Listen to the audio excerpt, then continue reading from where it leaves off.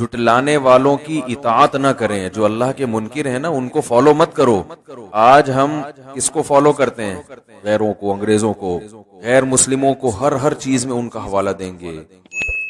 اللہ کہتے ہیں وہ تو قیامت کے منکر ہیں، قیامت کا انکار کرتے ہیں، آخرت پر یقین نہیں رکھتے، تو ان کی جو ترجیحات ہیں اور تمہاری ترجیحات، وہ تو فرق ہوگا نا اس میں۔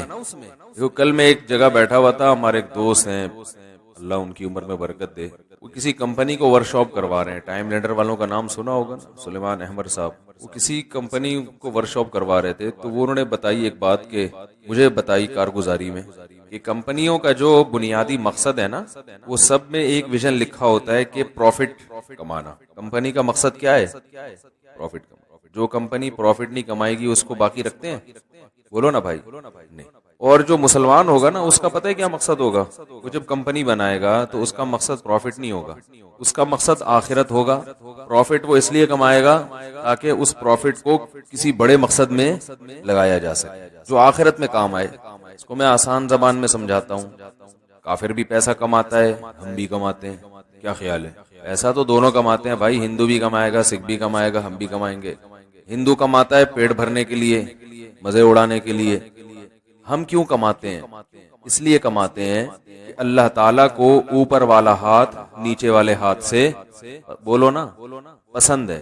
مانگنے والا اللہ کو پسند نہیں ہے، خرچ کرنے والا پسند ہے۔ کیوں پسند ہے؟ اس لیے کہ خرچ کرنے والا اللہ کی مخلوق پہ بوجھ نہیں بنتا، بلکہ اللہ کی مخلوق کو فائدہ پہنچاتا ہے۔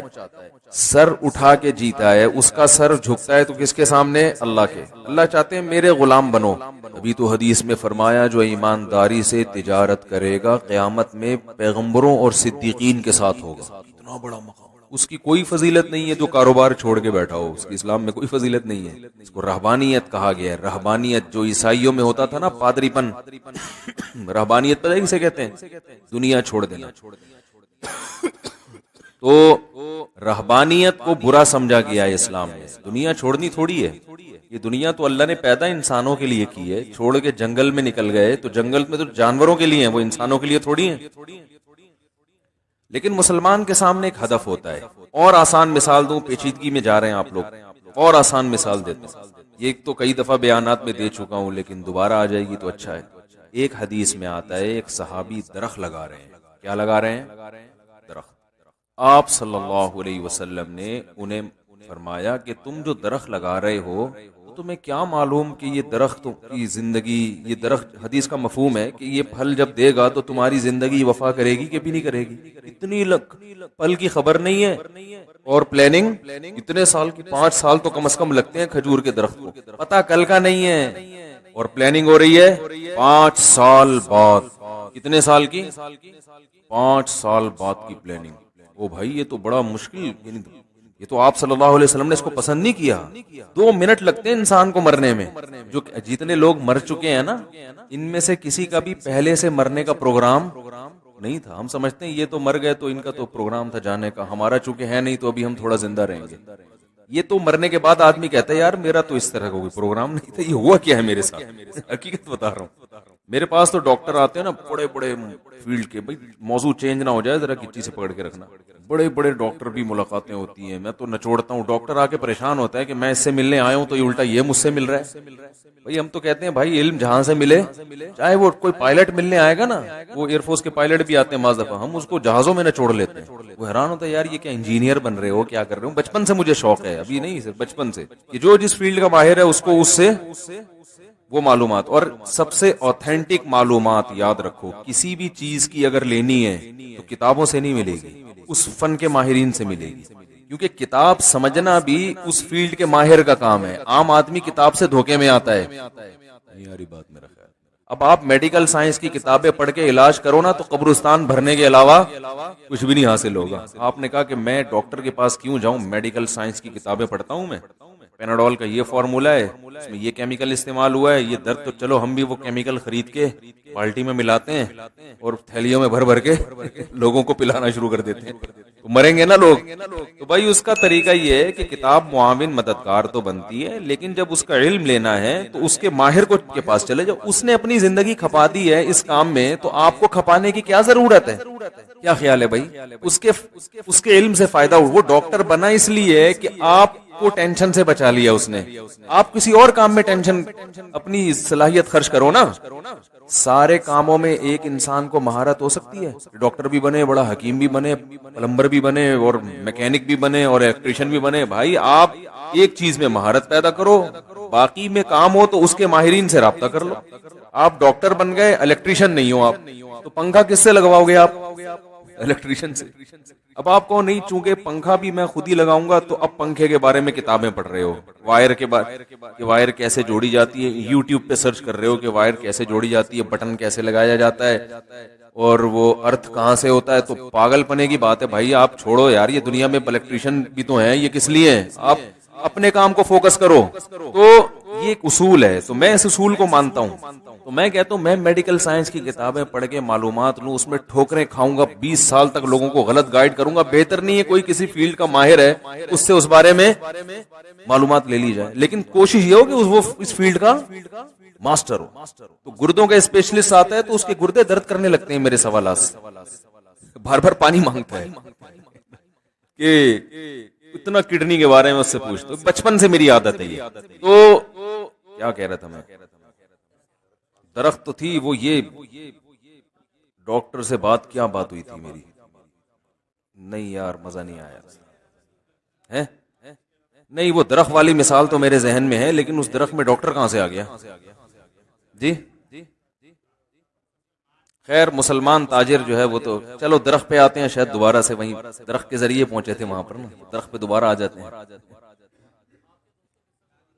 پلاننگ، وہ درخت کی مثال میں دے رہا تھا، اسی پہ دوبارہ آتے ہیں تو دوبارہ اصل بات ذہن میں آ گئی. ٹھیک ہے، نہیں تو وہ اصل تو وہی تھی نا. تو جو لوگ مجھے کہتے ہیں آپ کا حافظے کو کیا ہو گیا، تو میں کہتا ہوں یہ اتنے سارے لوگوں کے حافظے کو کیا ہو گیا؟ ان کو بھی تو نہیں آ رہا. ہمیں اگر نہیں یاد آ رہا تو آپ کو کون سا یاد آ رہا ہے؟ تو میرا تو میں اگر بھول جاؤں تو سمجھ میں آتا ہے، کیونکہ میں تو ایک موضوع کو لے کے چل رہا ہوں نا، اس کو اصل فوکس کر رہا ہوں. دائیں بائیں تو گریبیاں ہیں. تو نبی صلی اللہ علیہ وسلم نے ایک صحابی کو دیکھا، وہ درخت لگا رہے ہیں. ہاں اب بھی دیکھو یاد آ گئی نا، درخت پہ پہنچے تو پہنچ گئے اوپر. میں یہ بتا رہا تھا بڑے بڑے ڈاکٹروں سے میں مختلف معلومات لیتا ہوں، یہ بیماری کی کیا وجہ ہے، یہ کیوں ہو جائے. تو ایک چیز کامن سب بتاتے ہیں کہ بھائی یہ جتنی بھی سائنسی تحقیقات ہوئی ہیں، میڈیکل سائنس نے ترقی کی ہے، پوری طرح انسان کی باڈی کو ابھی تک کوئی سمجھ نہیں سکا ہے. اکثر بیماریاں ایسی ہوتی ہیں جن کی کوئی ریزن نہیں ہوتی اور انسان اس میں ہلاک ہو جاتا ہے. کینسر جو ہے نا، موت، کینسر کا اب تک علاج دریافت نہیں ہوا ہے. موت ہے کینسر میں. ہاں یا تو کاٹ کے وہ جگہ ہی پھینک دو تو ایک الگ بات ہے، لیکن بعض دفعہ ایسی جگہ ہوتی ہے وہ کاٹ ہی نہیں سکتے نا.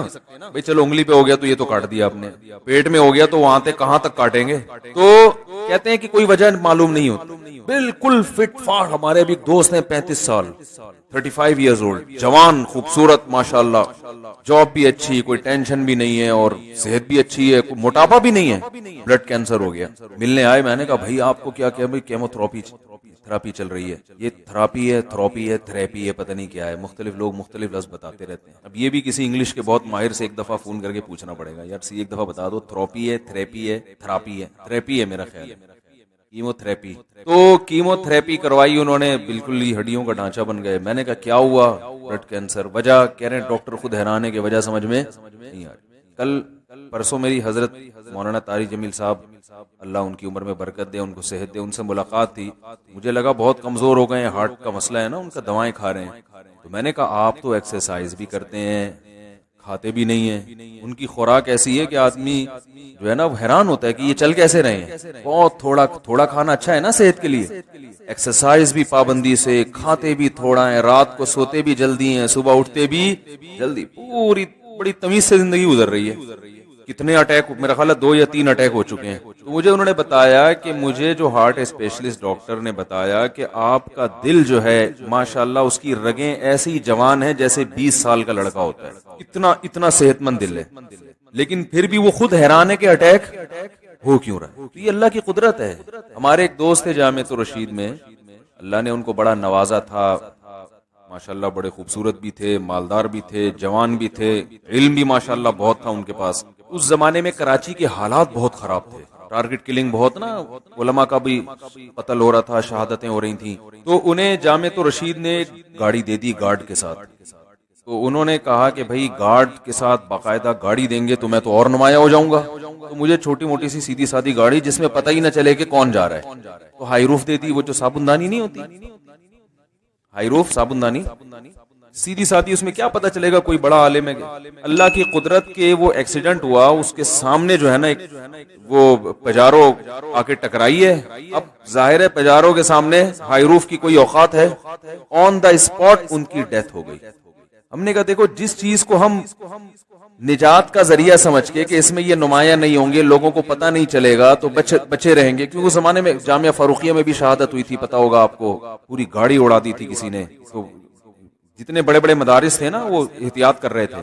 تو جو احتیاط کا ذریعہ ہوتا ہے نا وہی موت کا سبب بن جاتا ہے. اچھا بھلا آدمی ہوتا ہے، فٹ فاٹ ہوتا ہے، ڈاکٹر صاحب کے پاس چلا جاتا ہے کہ مجھے کوئی بیماری نہیں ہے، احتیاطاً ٹیکا لگا دو. ٹھیک ہے، ایسا بھی ہوتا ہے نا کہ تاکہ مزید نہ ہو، وہی ٹیکا اس کی موت کا ذریعہ بن جاتا. ری ایکشن کا کیا مطلب ہے؟ یہ دوا ری ایکٹ کر گئی ہے. وہ ری ایکٹ کا مطلب یہی ہوتا ہے کہ اللہ کہتا ہے یہ جب میں چاہوں گا تو ایکٹ ہوگا، ورنہ تیری موت تجھے کھینچ کے ڈاکٹر کے پاس لے کر آئے گی. اس میں ڈاکٹر کا بھی قصور نہیں ہوتا، بس اللہ نے لکھ دیا کہ مرے گا بھائی تو کسی بھی طرح سے مار دوں گا میں جب ٹائم آئے گا. تو ہمیں پھر بھی احتیاط کرنی چاہیے، صحت کی حفاظت کرنا یہ فرض ہے، ضروری ہے. علماء نے تو یہاں تک لکھا ہے کہ جب آپ کا پیٹ بھر گیا اور آپ کو پتا ہے کہ اب یہ مزید لقمہ کوئی فائدہ نہیں پہنچائے گا، اس سے بدہضمی کے سوا کچھ بھی حاصل نہیں ہوگا، تو بعض علماء نے یہ لکھا ہے کہ یہ لقمہ حرام ہے کھانا، کیونکہ یہ خودکشی کے زمرے میں آ رہا ہے. کیوں کھا رہے ہو؟ کھا تو لیا پھر بھی کھا رہے ہو. تو ایک منٹ کا انسان کا پتہ نہیں ہے، اور صحابی رسول درخت لگا رہے ہیں. اس لیے نبی نے کیا فرمایا کہ تمہیں زندگی کا کیا پتا ہے کہ یہ جب تک پھل دے گا تو درخت وفا کرے گا کہ نہیں کرے گا؟ زندگی وفا کرے گی نہیں.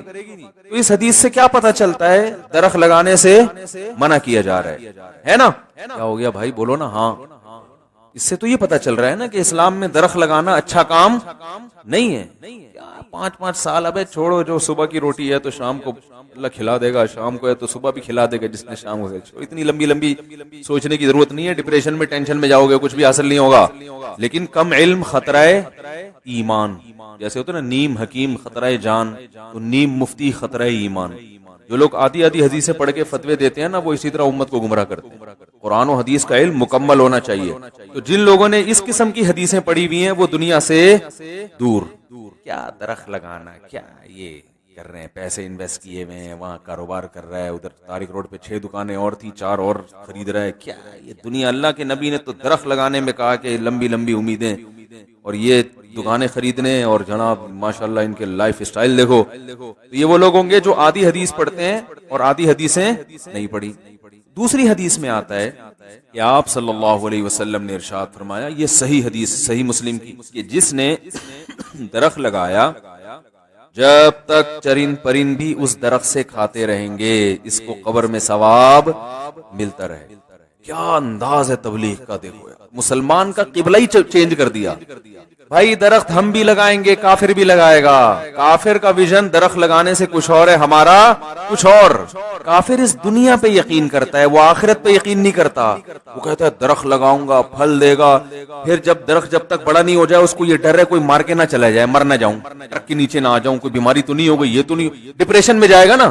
پھر درخت جب لگ گیا پھل نہیں دے رہا، یار یہ کوئی دم کرو، کوئی تعویذ ڈالو، کوئی بکرے ذبح کرو. یہی ہوتا ہے نا، بکروں کے وہ منتیں چڑھاؤ، پھر پیر صاحب کے پاس جاؤ، پھر مزار پہ جاؤ، پھر ہائی یہ کیا ہو گیا، ہائی یہ کیا ہو گیا، یہ ہو کیوں نہیں رہا. یہ وہ تو پھر درخت سے پہلے مرے نا خودکشی یا ٹینشن سے مر جائے گا. وہ مسلمان کیا کہتا ہے؟ بھائی درخت لگانا ہے، پھل دے گا، خود بھی کھائیں گے، بچوں کو بھی کھلائیں گے، کاروبار بھی کریں گے.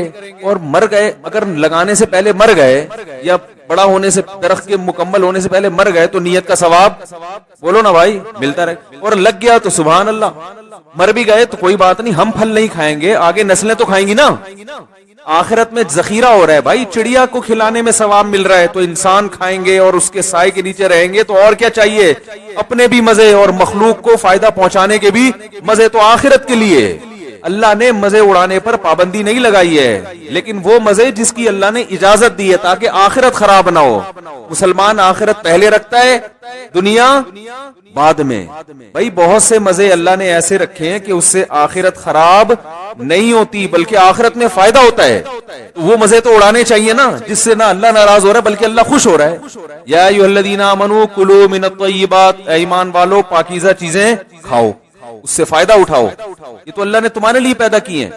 تو ویژن میں فرق ہے، جو کمپنیاں ہیں نا ان کے ویژن کیا ہوتے ہیں؟ پیسہ کمانا، لیکن مسلمان کا تاجر کا ویژن کیا ہوگا؟ بھائی پیسہ کمانا تاکہ اس سے کوئی بڑا مقصد حاصل کیا جا سکے۔ پیسہ برائے پیسہ مقصد نہیں ہے، پیسہ کما کے کوئی بڑا مقصد حاصل ہو۔ دیکھو ایک بیچارے کینسر کے پیشنٹ آئے ابھی مجھ سے نا نماز سے تھوڑی دیر پہلے ملے، شاید آپ لوگوں نے بھی دیکھا ہو کس قدر موت زندگی کی کشمکش میں۔ ایک جوان آدمی 40 سال عمر ہے ان کی، اور کس ہڈیوں میں کینسر جا کے کیسا گھل گیا ہے، آپ نے شاید بہت سے لوگوں نے دیکھا ہو۔ ابھی میں کیا تسلی کا جملہ کہتا اس کو، یہی ہے بھائی کہ یہ دنیا اصل ہے ہی نہیں، تمہیں اللہ نے اسی میں جنت کمانے کا موقع دے دیا، صبر کرو۔ ناکام ہے یہ انسان اگر آخرت نہیں ہے، اگر آخرت نہیں ہے تو جو 40 سال میں کینسر کا پیشنٹ ہے وہ کامیاب ہے یا ناکام ہے؟ ناکام ہے یار۔ ابھی تو اس کی 40 سال میں انسان اگرچہ جوانی اس کی ڈھلکنا شروع ہوتی ہے، لیکن تجربہ پیسہ 40 سال میں ہی آتا ہے عام طور پہ اکثر لوگوں کے پاس۔ کسی اچھی پوسٹ پہ پہنچ جاتے ہیں وہ ترقی کرتے کرتے، میچور ہو جاتے ہیں، بہت سارے دنیا کو سمجھ جاتے ہیں کہ یہاں رہنا کیسے ہے۔ بھی ایک آدمی کی یار یہ عمر شروع ہوئی اور انتہائی خطرناک قسم کا کینسر، انہوں نے بتایا میرا پورا گھر بک گیا، جائیدادیں بک گئیں، سب زیرو پہ آ گیا میں، اور ٹھیک پھر بھی نہیں ہوا۔ تو بتاؤ تو ناکام ہے کہ نہیں ہے دنیا کے لحاظ سے؟ کہ نہیں بھائی، اگر آپ اس کو مسئلہ سمجھو گے تو ناکام ہو۔ اگر آپ یہ سمجھتے ہو نا کہ ہمارا اصل مسئلہ صحت ہے، جو صحت مند نہیں ہے وہ ناکام ہے، اگر یہ مسئلہ کو مسئلہ سمجھو گے تو پھر کیا ہے؟ پھر یقیناً ناکام ہے۔ لیکن بھائی اگر مسئلہ آخرت ہے تو اللہ نے ہمیں بتایا کہ ایوب علیہ السلام تو اس سے زیادہ بیمار تھے، ایوب علیہ السلام اس سے زیادہ بیماری میں، ان کی بہت شدید تکلیف میں زندگی گزری ہے۔ تو اللہ کسی کو صحت دے کے آزماتا ہے، کسی کو بیمار کر کے آزماتا ہے۔ خدا کی قسم جب میں کسی بیمار کو دیکھتا ہوں نا تو میں ڈرتا اپنے آپ سے ہوں کہ اللہ نے ہمیں صحت دے دی، اس کی آزمائش کم ہے، اس سے ایک سوال ہوگا کہ تو نے اس بیماری میں ناشکری تو نہیں کی، حرام کی طرف تو نہیں گیا۔ ہم سے 20 سوال ہوں گے، کیونکہ بیمار آدمی برائیوں سے بچتا ہے، صحت مند کے لیے برائیوں سے بچنا بہت مشکل۔ نبی صلی اللہ علیہ وسلم نے فرمایا اذا ابتلیت عبدی بحبیبتیہ فصبر عوضتہما منہما الجنہ، بخاری مسلم کی حدیث۔ نبی نے فرمایا کہ اللہ کہتے ہیں کہ جس کی میں نے دونوں آنکھوں کی بینائی لے لی، اس نے صبر کیا، کوئی ناشکری نہیں کی، تو میں اس کو اس کے بدلے میں جنت دوں گا۔ کیونکہ نابینا آدمی کے پاس ایک ہی ہے، وہ نہ فحش فلمیں دیکھ سکتا ہے، نہ وہ زنا کی طرف جائے گا، بد نظری ہوتی ہے پھر آگے زنا ہوتا ہے نا، نہ وہ نامحرم عورتوں کو دیکھے گا، 20 قسم کے گناہوں سے اللہ نے اس کو بچا لیا ہے۔ تو آخرت پر اگر یقین ہو نا تو آپ کو نابینا پہ ترس نہیں آئے گا، آپ کو آنکھوں والوں پہ ترس آئے گا کہ بھئی اس کا تو حساب، کیونکہ اس سے نماز روزے کا سوال ہوگا، وہ آسان ہے۔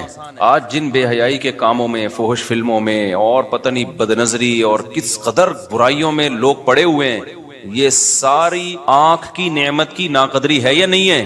تو آپ کا نا سوچنے کا اسٹائل چینج ہو جائے گا اگر آپ آخرت پہ یقین رکھتے ہو، سوچنے کے معیارات ہی بدل جائیں گے۔ میں نے جس کینسر کے پیشنٹ کو آج دیکھا نا تو اس لحاظ سے تو ترس آتا ہے انسان پہ کہ بھئی وہ بیچارہ تکلیف میں ہے اور زندگی سے لڑ رہا ہے۔ حقیقت بتاؤں میں اپنے بارے میں سوچ رہا تھا کہ شاید یہ ہم سے زیادہ خوش قسمت ہے، ہمیں اللہ نے صحت دی، آنکھیں دی ہیں، کان دی ہیں، بولنے کے لیے زبان دی ہے، سارے جسم کے جو بھی ہمارے آرگن ہوتے ہیں صحیح چل رہے ہیں۔ یہ اتنی بڑی نعمت ہے، اربوں خربوں روپے دے کے بھی یہ نعمت خریدی جائے نا تو کم ہے۔ یہ آپ سے کوئی بتاؤ ایک آنکھ کا 1 کروڑ روپے لگائے کہ 1 کروڑ روپے دے گا تو تیری آنکھ کی بینائی رہے گی، ورنہ نہیں۔ سارا دن آپ بھیک مانگتے رہو گے 1 کروڑ اکٹھے کرنے میں، پلاٹ بیچو گے، مکان بیچو گے، جائیدادیں بیچو گے، یار بینائی سے زیادہ اہم نہیں ہے۔ آپ کی زبان میں ذائقے کی صلاحیت ختم ہو جائے، کھانے پینے کی لذتیں آپ کے لیے بولو ختم۔ کوئی کہے کہ 1 ارب روپے دو گے، 1 کروڑ روپے دو گے تو یہ زبان میں جو آپ کو ذائقہ محسوس ہوتا ہے نا کھانے پینے کی، نلی نہاری اور جاوید نہاری اور برگر کھا رہے ہو، اور وہ 20 قسم کے ٹیسٹ زبان بتاتی ہے، 1 کروڑ روپے دے گا تو یہ ٹیسٹ واپس آئے گا، آپ بھکاری بن جاؤ گے لوگوں کے سامنے. یار خدا کے لیے یہ کام کر لو. اللہ نے ہمیں کروڑوں کروڑوں روپے کی نعمتیں فری پھوکٹ میں بولو نا دی ہوئی ہیں، سونگنے کی، سننے کی. یہ جو ہم پلک جھپک کے اوپر اٹھاتے ہیں، آپ کو پتا ہے یہ بھی ایک بیماری ہے. آپ کے یہ مسل ڈیمیج ہو جاتے ہیں، آپ پلک جھپکتے ہیں اوپر اٹھا نہیں سکتے، اوپر اٹھانے کے لیے ایسے انگلی سے اٹھانی پڑتی ہے، اور پھر باندھ لیتے ہیں تو پھر کھلی رہتی ہے، آنکھوں میں بے چینی شروع ہو جاتی ہے. ایک بحری جہاز کا کوئی تاجر تھا، بہت بڑا، بہت بڑی اس کی تجارت تھی. اس سے کسی نے پوچھا، اس کو یہ بیماری تھی بیچارے کو، اور ظاہر ہے جن کے بحری جہاز چلتے ہیں، تجارت ہوتی ہے تو ارب پتی لوگ ہوتے ہیں. اس سے کسی نے پوچھا یار تجھے اللہ نے اتنا دیا ہے؟ اس نے کہا بھائی میری ساری تجارت کوئی لے لے اور مجھے صرف یہ بیماری میری ٹھیک ہو جائے. پرانی بات ہے، 25-30 سال پہلے واقعہ میں نے سنا تھا کہ میں پلکیں جھکایا کروں اور خود ہی اٹھا لیا کروں. کتنی ٹینشن ہے آپ سوچو نا. تو صحت مند لوگوں کی آزمائش کم ہے یا زیادہ ہے؟ وہ گناہ میں زیادہ پڑتے ہیں، ان سے حساب و کتاب زیادہ ہوگا. یہ جو کہتے ہیں نا دولت نعمت ہے، دولت نعمت ہے، واقعی نعمت ہے، شکر گزاروں کے لیے نعمت ہے. آج کل جو دولت آنے کے بعد کھوپڑیاں گھوم رہی ہیں نا، اور غریبوں کو انسان برا سمجھ رہا ہے، توہین آمیز لب و لہجے اختیار کر رہا ہے، یہ سمجھ لو کہ یہ دولت تباہی بن کے آئی ہے، تباہی بن کے آئی ہے دولت. یہ نہ آتی زیادہ اچھا تھا، کچھ بھی نہیں ہے. کوئی اگر زیادہ جہازوں میں بھی ہیلی کاپٹر میں جاپان میں گھوم رہا تھا نا، تو مجھے لڑکوں نے کہا ولاگ بنایا. میں نے کہا یہ کیا ولاگ بھائی، اس میں کیا سبق ملے گا لوگوں کو؟ ولاگ ایسی چیز کا بنایا آدمی جو کیا مل رہا ہو، کچھ سبق مل رہا ہو. کہ ایکویریم دکھا دیا ہم نے، چلو اس میں اللہ کی قدرت دیکھنے کو مل رہی ہے. تو میں نے نہیں بنائی ویڈیو، سب نے بنائی. میں نے کہا بناتے ڈالتے رہو، کیونکہ یہ تو مجھے چھشور پنا لگ رہا تھا، بچکانہ حرکت لگی. میں ہیلی کاپٹر میں گھوم رہا ہوں، تو گھوم رہا ہے تو کون سا تو پہلا آدمی آیا ہے، لوگ چاند پہ پہنچ گئے. اب میں ہیلی کاپٹر میں گھوم کے بولوں دیکھو ہیلی کاپٹر یہ میرا نہیں بھی ہے، چلو ہیلی کاپٹر تو ہے نا. تو آرم اسٹرانگ کیا بولے گا، ابے تو ہیلی کاپٹر میں راکٹ میں بیٹھا ہوں. میں کس میں بیٹھا ہوں؟ راکٹ میں. اور یہ ہیلی کاپٹر میرا پہلا سفر نہیں ہے. ہیلی کاپٹر میں میرا یہ کون سا سفر ہے؟ یہ چوتھا یا تیسرا سفر ہے میرا ہیلی کاپٹر. میں بچپن سے ہیلی کاپٹر میں گھوما ہوں. تیسرا سفر ہے. وہ پہلا کب ہوا تھا، کہاں ہوا تھا، یہ نہیں بتاؤں گا. دوسرا کب ہوا، کہاں ہوا، یہ نہیں بتاؤں گا. تو تیسرا تو پتہ ہی چل گیا، وہ ویڈیو میں آ گیا. تو یہ کوئی شو مارنے کی چیز تھوڑی. ہیلی کاپٹر میں بیٹھا ہوا ہے، گدھے پہ بیٹھا ہوا ہے، تو کیا ہو گیا؟ میری نظر میں اللہ کی قسم ہیلی کاپٹر میں گھومنے والا گدھے پہ بیٹھنے والا برابر. وہ بھی سواری ہے، یہ بھی کیا ہے، سواری ہے. تو اس میں کیا شو مارے آدمی ہے؟ جہاز میں بیٹھا ہوا ہوں، لوگ دکھا رہے تھے میں بزنس کلاس میں بیٹھا ہوا ہوں. تو کیا بیٹھا ہوا ہے تو تھوڑی دیر میں لیٹا ہوا ہوگا قبر کے اندر. بڑے بڑے آئے بزنس کلاس والے، اور میں نے تو پائلٹوں کے ساتھ بیٹھ کے سفر کیا جہازوں میں. اب یہ زیادہ ڈیٹیل میں نہیں جاؤں گا میں اس کی. تو اب اس میں کیا آدمی ہے کہ یہ بچکانا ہے، یہ سوچ کیا ہے. شاعر نے کہا ہے نا، ارے یہ کیا ظلم کر رہا ہے کہ مرنے والوں پہ مر رہا ہے، جو دم حسینوں کا بھر رہا ہے بلند ذوق نظر نہیں ہے. تیری نظر کا ذوق بہت کیا ہے، پست ہے، جو تو مردار چیزوں پہ جان دے رہا ہے. میری گاڑی، میرا بنگلہ، میں ہیلی کاپٹر میں بیٹھا ہوں. یہ میرا ہیلی کاپٹر ہے، میں نے اپنے پیسوں سے لیا ہے. ایک زمانے میں گدھا ہیلی کاپٹر ہی سمجھا جاتا تھا، جب سائنس نے اتنی ترقی نہیں کی تھی. اس وقت غریبوں کے پاس گدھے بھی نہیں ہوتے تھے. جس کے گدھا مارکیٹ میں بڑا مہنگا ہوتا تھا، تو جس نے گدھا خریدا نا، وہ غریبوں کو نیچا دکھانے کے لیے کہتا تھا میرا گدھا ہے میرا. غریب بیچارہ جھکتا جاتا ہے، یار تیرے پاس تو 3 گدھے ہیں، میرے پاس ایک گدھا بھی نہیں ہے. تو جو یہ کہہ رہے ہیں میرا گدھا، میری گاڑی، یا میں ہیلی کاپٹر خریدوں گا، میں ہیلی کاپٹر میں بیٹھوں گا، میں جہاز خریدوں گا، تو جو یہ کہہ رہے ہیں نا، اس کا مطلب یہ بھی گدھا ہی ہے. یہ شو مارنے کی چیزیں نہیں، بچکانہ حرکتیں ہیں. اور پھر میں بار بار ایک مضمون کو بتاتا ہوں. لوگ کہتے ہیں نا مفتی صاحب جہازوں میں گھوم رہے ہیں بالکل ہی اپنی، اب تو اب دیکھو کیا ہو گئے. خدا کی قسم کچھ بھی نہیں ہوتا ان چیزوں سے، ہمیں کوئی فیلنگ بھی نہیں ہوتی. کیونکہ جو پس ذہن کے لوگ ہوتے ہیں نا، ان کو لگتا ہے کہ اگلے کی پتہ نہیں مینٹل وہ چینج ہو رہی ہے. ہمیں تو یہ کھلونے لگتے ہیں. گدھے پہ گھومو، کس پہ گھومو، جہازوں پہ گھومو، ایک ہی بات ہے. آپ کہہ سکتے ہو پھر گدھے پہ کیوں نہیں گھومتے؟ بھائی سہولت اس میں زیادہ ہے، اس لیے گدھے پہ. میں اگر آسٹریلیا جاتا، جہاز میں 14 گھنٹے میں پہنچا ہوں، تو گدھے میں تو میں ابھی ٹھٹھا بھی پار نہیں کر پایا ہوتا بھائی. کہاں پہنچ، مجبوری ہے، اس لیے جہاز میں جا رہے ہیں. تو یہ چیزیں خدا کی قسم یہ بچکانہ سوچ کی چیزیں ہیں. آج ہماری سوسائٹی میں یہ چیزیں بہت آ رہی ہیں. بہت بچکانہ سوچ ہے، بہت زیادہ بچکانہ سوچ ہے. یہ کچھ بھی نہیں ہے ان چیزوں میں. مرے گا، دفن ہوگا، قبر کھائے گی. تو اس لیے ولاگنگ میں وہ چیزیں جس میں کہیں نہ کہیں تھوڑا سا سبق مل رہا ہو، ان چیزوں کو ہائی لائٹ کرنا چاہیے. یہ کہ میں اس لگژری ہوٹل میں ٹھہرا ہوا ہوں, 5 اسٹار میں ٹھہرا ہوا ہوں. جس کے پاس پیسہ ہوتا ہے 5 اسٹار میں ٹھہرا جاتا ہے, نہیں ہوتا تو 4 اسٹار میں ٹھہرا جاتا ہے, نہیں ہوتا تو کینٹ اسٹیشن پہ منجی لے کے وہاں 10 روپے کی ملتی ہے, پتہ نہیں کتنے کی ملتی ہے, منجی لے کے وہاں کیا کر لیتا ہے, وہاں سو جاتا ہے. اور آپ کو پتا ہے پرانے زمانے کے بادشاہوں کا جو لگژری لائف تھی نا, جو اسٹائل تھا ان کا, وہ آج ایک تھوڑے سے پیسے والوں کو بھی مل جاتا ہے. وہ تو اس زمانے میں بادشاہ اس اسٹائل پہ شو مارا کرتے تھے. اب وہ بادشاہ زندہ ہو کے آ جائے نا تو غریب کہے گا کہ یہ تیرا اسٹائل ہے, تیرے پاس پنکھا تو پھر بھی نہیں تھا نا, بیٹھ کے ملازمین جھولتے رہتے تھے, ہمارے پاس تو پنکھا, بٹن دباؤ پنکھا. وہ بادشاہ احساس کمتری سے مر جائے, یار ایسی عیاشی میں یہ غریب آدمی, اگرچہ وہ کنڈے کا پنکھا ہوگا. تو کہاں سے کہاں بات نکل جاتی ہے, میں کیا بات لے کے ہاں تو وہ میں بتا رہا تھا نا, کینسر کا پیشنٹ تھا, ابھی بیچارہ مل کے گیا ہے. تو ترس جو آنا چاہیے نا, ترس ان لوگوں پہ آنا چاہیے بھائی جو جن کو اللہ نے نعمتیں دی ہیں اور وہ نعمتوں کا حق ادا نہیں کر پا رہے. میں ایسے لوگوں کو دیکھ کے اپنے بارے میں ڈرتا ہوں. میں اللہ سے یہ بولتا ہوں کہ اللہ تو نے ہمیں یہ ساری نعمتیں دی ہیں, ہم تو کیا کر رہے ہیں بھائی, جو اللہ کے تقاضے ہیں, جو احکام ہے ہمارے اوپر, کیا ہم یہ دعویٰ کر سکتے ہیں کہ آنکھ کی نعمت کا ہم شکر ادا کر رہے ہیں؟ قل ارأیتم ان اخذ اللہ سمعکم وابصارکم. قرآن نے دھمکیاں بھی دی ہیں کہ اے نبی آپ ان سے کہہ دیجئے اگر اللہ تم سے دیکھنے کی طاقت چھین لے, اندھا کر دے تمہیں, اور اللہ تم سے سننے کی طاقت چھین لے, بہرا کر دے, من الہ غیر اللہ, کون ہے اللہ کے سوا جو یہ نعمتیں لوٹا دے تمہیں دوبارہ. تو یہ اس کی رحمت ہے کہ نہیں چھین رہا, وہ نہیں چھین رہا. تو اس لیے یہ جو ہم بہت زیادہ وہ ہو جاتے ہیں نا, بہت ڈپریشن میں چلے جاتے ہیں پریشانیوں کی وجہ سے, وہ بیمار ہے اور وہ ایسا ہے اور وہ ویسا ہے. ہمارے حضرت مفتی رشید احمد صاحب رحمہ اللہ تعالی, انہوں نے ایسا غربت کو بنا دیا تھا کہ غریب پہ ہمیں ترس ہی نہیں آتا تھا.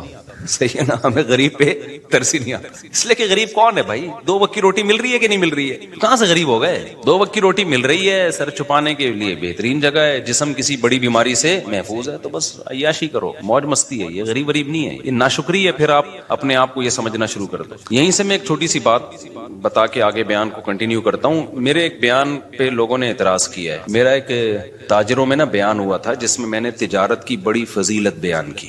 اس پہ شارٹ کلپ بھی بنا کے چلا دیں, میرے بیان کو نا غلط رخ پہ لوگ لے کے جا رہے ہیں. میں نے تاجروں کی فضیلت بیان کی کہ اسلام میں آپ کے پاس اگر 2 آپشن ہو, ملازمت یا بزنس, تو آپ نے کس کو ترجیح دینی ہے؟ بزنس کو. شریعت کا مزاج ہے, اس میں بہت سارے دلائل ہیں. ہمارے نبی نے بزنس کیا, صحابہ میں زیادہ تر تجارت کرتے تھے, قرآن میں تجارت کا جگہ جگہ تذکرہ ہے, حدیث میں ترغیب ہے.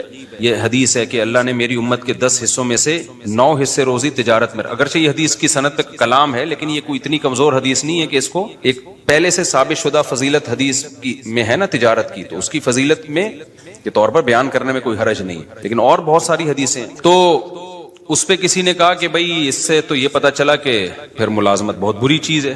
تو میں نے کسی بیان میں یہ وضاحت بھی کی ہے. دیکھیں, ملازمت کے 2 پہلو ہوتے ہیں. علی الاطلاق ملازم کو برا کہنا تو کسی بھی لحاظ سے ٹھیک نہیں ہے کہ جو ملازمت کر رہا ہے. ملازمت کے 2 پہلو ہوتے ہیں. ایک وہ ملازمت ہوتی ہے جس میں آپ کسی بڑے ویژن کا حصہ ہو, وہ ملازمت شریعت میں اس کی ترغیب ہے. مثال کے طور پر آپ ملک کی حفاظت کے لیے فوج میں جاتے ہو, ہے تو یہ ملازمت, لیکن آپ کا ہدف کیا ہے؟ ایک ملک کی کنٹری کی حفاظت کرنا. یہ ملازمت تو ہے, تجارت نہیں ہے. اس میں پیسہ بھی کم ہوگا, جو تاجر لوگ جتنا کما لیتے ہیں اتنا ایک فوجی بیچارہ جو بارڈر پہ لڑنے والا تھوڑی کماتا ہے. لیکن یہ ملازمت بہت محبوب ہے اگر آپ کی نیت اچھی ہے, تو بہت مقدس عمل ہے. اسی طرح آپ کسی یونیورسٹی میں ٹیچر ہو, آپ کہتے ہو یار میں ٹیچنگ کے شعبے میں جاؤں گا, کیونکہ جو لوگ آپ کے پاس آئیں گے وہ بات ٹیچر کی سنتے ہیں, تو اچھا ٹیچر سوسائٹی کو ملے گا تو اچھی معلومات دنیا میں پھیلیں گی. تو ٹیچنگ کا شعبہ کیا ہے؟ ایک مقدس ہے, بشرطے کہ جو پڑھا رہا ہو وہ ٹھیک چیز پڑھا رہا ہو, وہ مفید چیز پڑھا رہا ہو. تو بہت ساری ملازمت کے شعبے. اسی طرح کوئی ڈاکٹر بنتا ہے تو وہ بھی ملازم, سرکاری ہسپتال کا ملازم ہوگا یا پرائیویٹ ہاسپٹل کا ملازم ہوگا, ہے یہ بھی ملازمت. اور ڈاکٹروں کے اتنا پیسہ ڈاکٹر نہیں کماتے ہیں جتنا تاجر کماتے ہیں, اور ڈاکٹر کی جتنی محنت ہوتی ہے نا اتنا ڈاکٹر کما نہیں سکتا. لیکن آپ اس ملازمت کو برا کہنا شروع کر دو, یہ بہت بری بات ہے. وجہ اس کی ہے کہ ڈاکٹر کا شعبہ اتنا مقدس ہے کہ انسانی جان کی حفاظت کا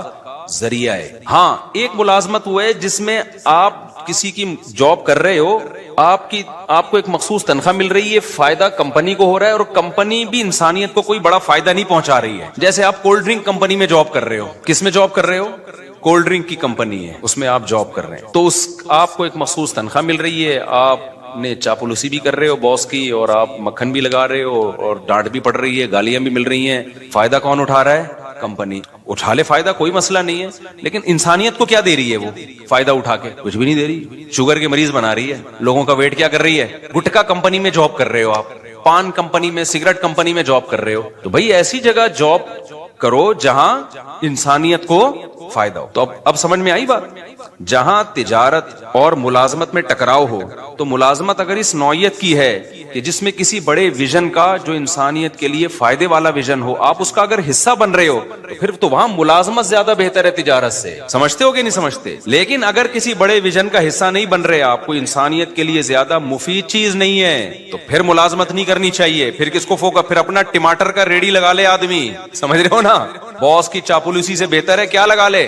ٹماٹر کی ریڑھی لگا لے آدمی. اس کو ہم وہ کرتے ہیں, اس کی ہم حوصلہ شکنی کرتے ہیں, اس ٹائپ کی ملازمتوں کی. لیکن حوصلہ شکنی کرنے کے باوجود بھی ایسے ملازمین کو برا بلا نہیں کہتے ہم. وجہ اس کی ہے کہ یہ اللہ کا بنایا ہوا نظام ہے کہ سارے تاجر بن نہیں سکتے, کیونکہ جب آپ تجارت کرو گے تو تجارت بڑے پیمانے پر چلانے کے لیے آپ کو ملازمین چاہیے. یہ دنیا کا نظام ہے, یہ اللہ کا نظام ہے. اللہ تعالیٰ فرماتے ہیں ہم نے ان کے درمیان معیشت کو, رزق کو تقسیم کر دیا ہے, لیتخذ بعضهم بعضا سخریا. سب کو ایک جیسی دولت نہیں دی ہے تاکہ بعض لوگ بعض کو کیا بنائیں, اپنے ماتحت رکھیں. یہ دنیا کا نظام ہے, یہ چینج نہیں ہو سکتا. تو کوئی بھی بڑا بزنس مین جو ملازموں کو اور جو جاب کرنے والوں کو گالیاں دے رہا ہے نا, تو آپ اس کو بولا کرو تیرے پاس جو لوگ جاب کر رہے ہیں نا, سب سے پہلے تو ان کے منہ پہ جا کے گالیاں دے کے ریکارڈنگ کر کے ڈال دے کہ جو چوکیداری کر رہے ہیں نا تیرے گیٹ کی, یہ بے غیرت ہے, ٹھیک ہے نا, یہ چوکیداری کر رہے ہیں, اس کو گالیاں دے سب سے پہلے. تو سمجھ میں آ رہی ہے بات کہ نہیں آ رہی؟ وہ بھی تو پھر بے غیرت ہی ہو گیا نا جو آپ کی چوکیداری کر رہا ہے. بعض لوگ غریبوں کو بے غیرت, بے شرم, پتہ نہیں کیا کیا تانے دے رہے ہیں کہ یہ ملازمت کرتے ہیں, یہ ٹیچروں کے جو ہے نا وہ جو ہے وہ مکھن لگاتے ہیں, اور اس طرح کی فضول قسم کی باتیں. تو کوئی بھی ایسا شخص جب کوئی بات کیا کرے, آپ نے بولنا ہے کہ بھائی آپ جب کوئی بڑا بزنس کر رہے ہو تو آپ کو بھی تو ملازمین کی ضرورت ہے. تو یہ ساری گالیاں عام ملازمین کو دینے کے بجائے نا, سب سے پہلے آپ کی کمپنی میں یا آپ کے بزنس میں جو لوگ ملازم ہیں, آپ نے ان کو کیا کہنا ہے؟ بے شرم بھی کہنا ہے, بے غیرت بھی کہنا ہے. پھر دیکھو وہ اسی بندوق سے اٹھا کے سر پھوڑیں گے تمہارا. تو ترغیب تو دی جائے گی بزنس کی, لیکن ملازم پیشہ آدمی کو گالیاں دینا نہیں بنتا, کیونکہ ہر انسان تجارت کی کوشش کر کے بھی تاجر بن نہیں سکتا. یہ اللہ کا نظام ہے, کیونکہ تجارت کو چلانے کے لیے بھی آپ کو بڑے پیمانے پر ملازمین کی ضرورت. اب دیکھو اوبر اور کریم والوں نے دماغ استعمال کر کے ایک سافٹ ویئر بنا کے بزنس چلا دیا ہے. تو اگر یہ ڈرائیور نہ ہوتے اوبر کریم کے, تو کیا ان کا بزنس چلتا؟ یہ ناممکن ہے. تو ایک ایسی کامن سینس کی بات ہے کہ جس کے اندر سینس ہوگی تو وہ یہ سمجھے گا, سینس ہی نہیں ہے تو پھر ہم یہی کہیں گے کہ پیسہ آنے کے بعد کھوپڑی کیا ہو جاتی ہے؟ آؤٹ ہو جاتی ہے. تو السلام نے بھی ضرورت کے وقت ملازمت کی ہے کہ نہیں کی ہے؟ موسیٰ علیہ الصلوۃ والسلام مصر سے چل کے مدین گئے, کیونکہ قتل کا کیس تھا آپ کے اوپر, تو آپ مدین گئے ہیں. تو اب وہاں کیا بزنس کرتے بھائی؟ تو موسیٰ علیہ السلام کو پھر 10 سال کے لیے ملازمت ملی بکریاں چرانے کی. تو موسیٰ علیہ السلام نے چرائی بکریاں, 10 سال چلائی. تو آپ اگر خدا نخواستہ ملازمین کو علی الاطلاق برا بلا کہنا شروع کر دو گے کہ جاب بری ہے, تو کس پر اعتراض ہوگا؟ موسیٰ کلیم اللہ, جن کی لاکھوں کروڑوں انسان جن کی خاک کے برابر بھی نہیں ہے. تو اس لیے ہم بھی یہ کہتے ہیں بھائی تجارت کو ملازمت پہ ترجیح دو, کوشش کرو. لیکن اگر نہیں ہو پا رہا ہے, یہ ہر ایک میں نہیں ہو پائے گا یہ, تو جو ہو دنیا کو مسافر خانہ سمجھ کے بولو گزارا چلا, کوئی بات نہیں یار. جو کروڑ پتی بزنس کرنے والے ہیں وہ بھی لمبے ہو جائیں گے تھوڑے دنوں میں, اور جو بیچارہ کہیں چوکیداری کر رہا ہے وہ بھی قبر میں جا کے کیا ہو جائے گا. اور یہ جو چیزوں پہ فخر کرنا کہ میرا موبائل, میری گھڑی, میں نے وہ ایک بتایا تھا کہ وہ میں پشاور میں بیٹھا تھا تو آئی فون کے نا ایک کوئی انجینئر تھے سافٹ ویئر, تو میں نے ان سے پوچھ رہا تھا آئی فون رکھوں یا اینڈرائڈ رکھوں میں, تو انہوں نے کہا اینڈرائڈ رکھ لیں. خیر یہ ان کی رائے تھی, 100% کسی کا متفق ہونا ضروری نہیں ہے. تو میں نے کہا آئی فون کیوں نہیں؟ اس نے کہا یار آئی فون والے نا سارے تھوڑے سے اوپر سے نا کھسکے ہوئے ہوتے ہیں. ان کی رائے تھی, غلط ہے, 100% سارے کھسکے ہوئے نہیں ہوتے. یہاں بھی بہت سے لوگ آئی فون والے, اور میں نے بھی 2 سال آئی فون ہی رکھا ہے, تو میں تو اس کا مطلب پھر میں اپنے آپ کو بھی کھسکا مان رہا ہوں. تو انہوں نے کہا آپ دیکھو مفتی صاحب جتنے بھی آئی فون والے ہوں گے نا, یہاں انہوں نے 3 کیمرے یوں کر کے رکھے ہوئے ہوں گے بتانے کے لیے کہ ہمارے پاس کیا ہے, آئی فون. اچھا میں نے جب نظر گھمائی 10-15 بندہ بیٹھا ہوا تھا, جس کے پاس آئی فون تھا نا سب نے یہاں رکھا, سیمسنگ والے سب جیب میں رکھ کے بیٹھے ہوئے تھے. یہ قاعدہ کلیہ نہیں ہے, لیکن ایک اصولی بات یہ ہے کہ اپنی چیزوں پہ کو شو مارنا, اپنی چیزوں پہ فخر کرنا, یہ کیا ہے؟ بچکانہ حرکت. دنیا کی تمام نعمتیں رکھیں سہولت کے لیے. کس کے لیے؟ सहूलत की अच्छी से अच्छी नेमतें रखें ताकि हमें लाइफ गुजारने में सहूलत हो। यहां तक ठीक है, जहां शोबाजी आएगी ना तो गए काम से। अच्छा, इसमें भी मुबालगा होता है, इफरात और तफरीत होता है। बाज दफा शोबाजी होती नहीं है। जिनकी सोच के जो गरीब होते हैं ना, उनको लगता होता है कि ये मालदार शो मार रहा है। वो ये सोच के क्या होते हैं, ये सोच के गरीब होते हैं। मैं बताता हूँ ना, दो गरीबों की दो किस्में, एक तो बेचारा कुदरत की तरफ से गरीब है, एक होता है सोच का गरीब। ये वाले गरीब मालदार भी होते हैं, जरा जरा सी बात पे बदगुमान हो जाते हैं। अब एक आदमी ने अगर अपने आईफोन की तारीफ करके यूं दिखा दिया, अल्लाह ने मुझे आईफोन दिया, तो भाई हो सकता है वैसे ही नेमत का इजहार कर रहा हो, फौरन क्या बे शो मार रहा है। कोई गाड़ी में यूं यूं करके घूम रहा है, बे शो मार रहा है। भाई तुमने दिल का हाल देखा है किसी के, शो मार रहा है? वो हो सकता है वो इसकी नजर में इसकी वैल्यू ना हो। अब आप मुझे बताओ, जरदारी आए, जरदारी कहे मेरे पास आईफोन, मेरे पास तो नहीं है, लोगों का आईफोन आईफोन। तो जो समझदार लोग हैं वो कहेंगे यार ये शो नहीं मार सकता, ये इसके लिए आईफोन की फैक्ट्री उड़ा देगा ये बम से, ठीक है ना, इसके पास इतनी पावर है, ठीक है ना, तो इसके लिए ये कोई और वजह होगी। लेकिन जो जानता नहीं होगा ना, जो सोच का गरीब होगा, वो कहेगा यार देखो क्या शो मार रहा है, 5 साल सदर क्या बन गया, अब शो मारना शुरू कर दी। तो ये हम कहेंगे तेरा दिमाग खराब हो गया भाई, उसके लिए ये आईफोन और ये फरारी शरारी कोई 2 टके की औकात नहीं है। वो हो सकता है आईफोन निकाल के शर्मिंदा हो रहा हो कि यार सिर्फ अभी तक वो नहीं, पूरी फैक्ट्री चाहिए थी, है क्या मेरे पास। तो इसी तरह याद रखो, जो उलमा होते हैं ना, जिनके दिल में दुनिया की मोहब्बत नहीं होती, वो अगर कहीं जहाजों में उड़ रहे हैं, ट्रेनों में घूम रहे हैं, कहीं ये चीजें दिखा रहे हैं, तो उनकी नजर में ये शोबाजी नहीं होती, ये 2 टके की औकात नहीं होती, खिलौने है खिलौने। तो फौरन बदगुमान हो जाने के शो मार रहे हैं, ये फजूल हरकत है।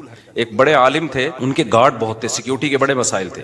तो जैसे ही वो निकलते, गार्ड वो ठक ठक ठक करके ना सारा अपनी पोजीशन संभालते। तो एक आदमी जो टमाटर का ठेला लगाता था बेचारा, वो गया, कहता है ये देखो कैसे शोबाजी वाले मुफ्ती हैं। मैंने कहा क्यों? कहते हैं यार ये क्या, ये क्या हो रहा है।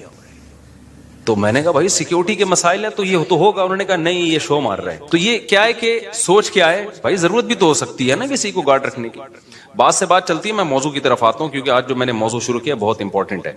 इसी में एक बात ये भी याद रखो, सोच का गरीब होने में एक चीज ये भी दाखिल है कि जब भी दुनिया में कोई हादसा हो ना, मालदार को और ताकतवर को मोरिद इल्जाम ठहरा दो कि इन्होंने किया है। हमेशा गरीब को फेवर दो, चाहे वो गलती पर भी हो।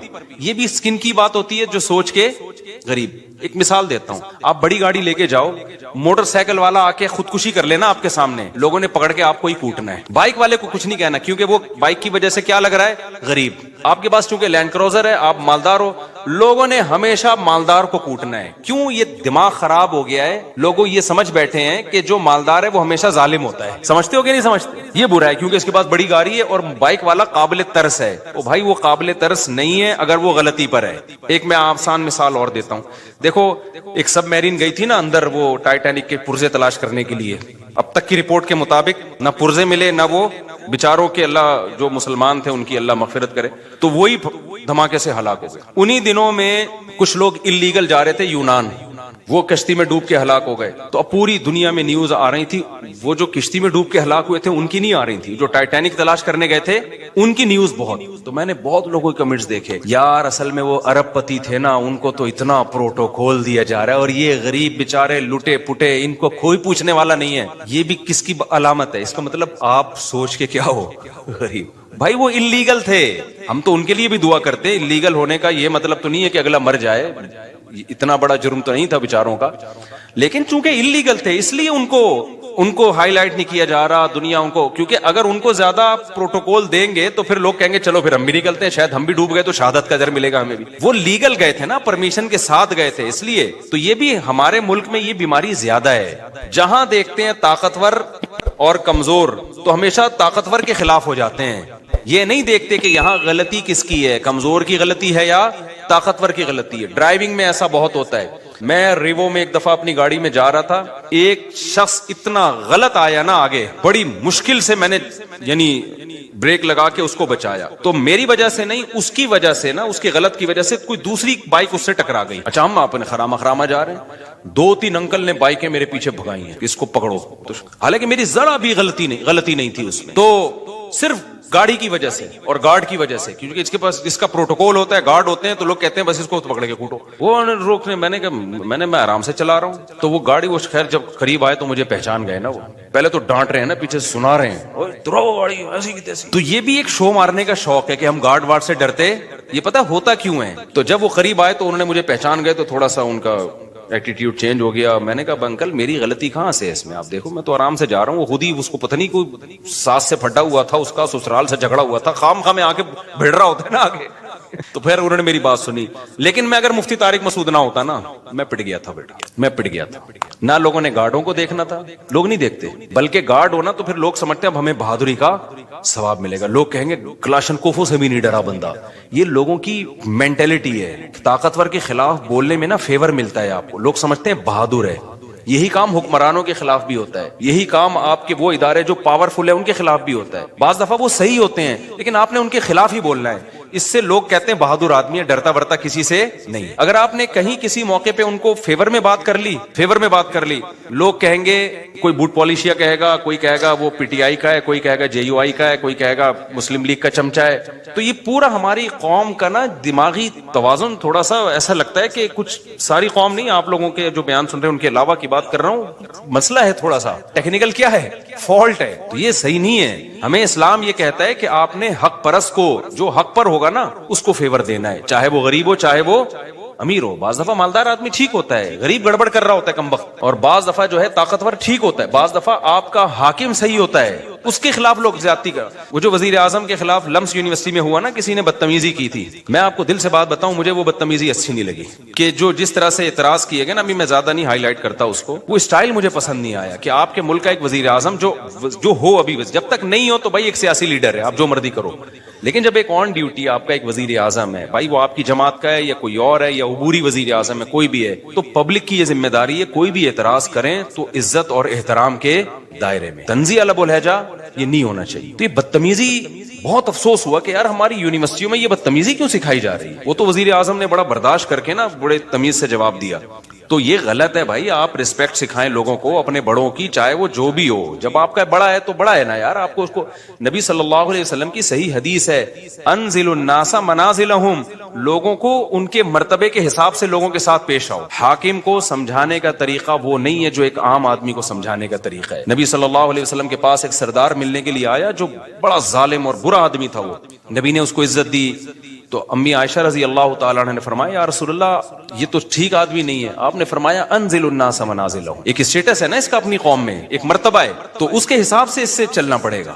ایسا نہیں ہے کہ قوم کا سردار ہے چونکہ 2 نمبر ہے تو اٹھا کے اس کو جو ہے وہ مٹی میں بٹھا دیا. کیونکہ انسان کی نیچر ہے کہ جس مرتبے کا ہوتا ہے نا وہ والی ویلیو اگر آپ اس کو نہیں دیتے تو اپنی توہین محسوس کرتا ہے, اور جب وہ اپنی توہین محسوس کرتا ہے تو پھر آپ اس سے خیر کی امیدیں لگانا چھوڑ دیں. جو کام اصلاح کا ہو سکتا ہے وہ بھی نہیں ہوتا. اب دیکھو میں جب جاتا ہوں نا, پتہ ہے یہ نیچرل ہے, یہ جو اسلام کا حکم ہے نا یہ انسان کی فطرت کا حصہ ہے. انسان کا دل بھی یہ چاہتا ہے کہ جو ریسپیکٹیبل ہے اس کو عزت دی جائے.